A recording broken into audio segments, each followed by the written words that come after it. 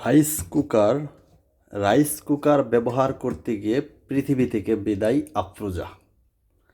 আফরোজা পৃথিবী থেকে বিদায়। কী কারণে বিদায় নিছে?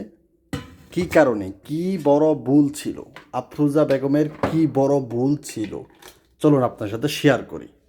এই যে রাইস কুকার বলেন, এই যে ব্লেন্ডার বলেন, এই যে জিনিসগুলো বলেন, ইলেকট্রিক পণ্য আপনি ব্যবহার করতে সাবধান থাকবেন সবসময়। রাইস কুকার উনি কী কারণে মারা যায়?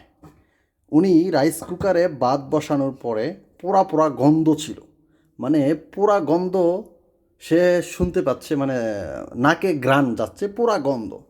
সে দৌড়ে এসে এই পানির রাইস কুকার উপরে যে দেওয়া ছিল সেটা সে পানিটা ধরে, কিন্তু বৈদ্যুতিক লাইনটা কারেন্ট হয়ে যায়। এটা কিন্তু লোহা, এটাও লোহা, ভিতরে এগুলো সব লোহা।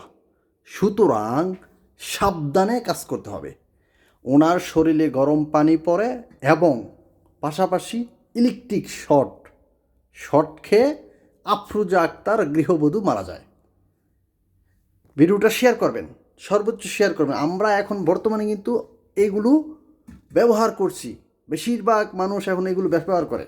অনেক মানুষ আমরা রাইস কুকার, বিভিন্ন এয়ার ফ্রায়ার এগুলো ব্যবহার করি।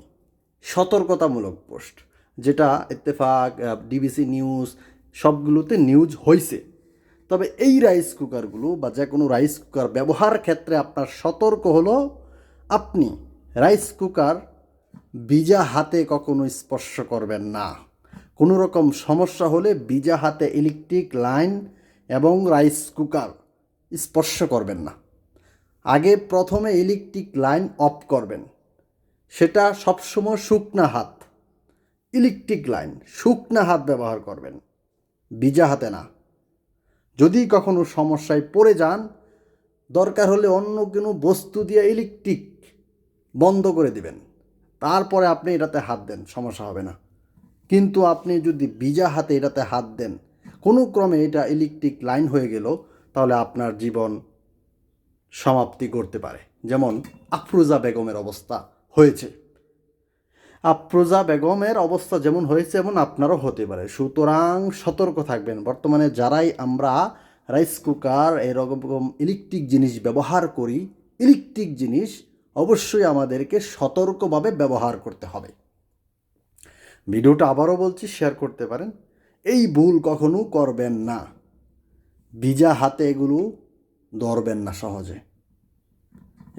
সহজে ধরবেন না। ইলেকট্রিক জিনিস এইগুলা সব লোহা ইলেকট্রিক হয়ে যায়, লাইন হয়ে যায়। সুতরাং এটাই ছিল ওই আফরোজা বেগমের মূল ঘটনা, যেই কারণে উনি মারা যায়। ভালো থাকবেন এবং সবাই সতর্ক থাকবেন, সেই কারণেই ভিডিওটা করা। ধন্যবাদ সবাইকে।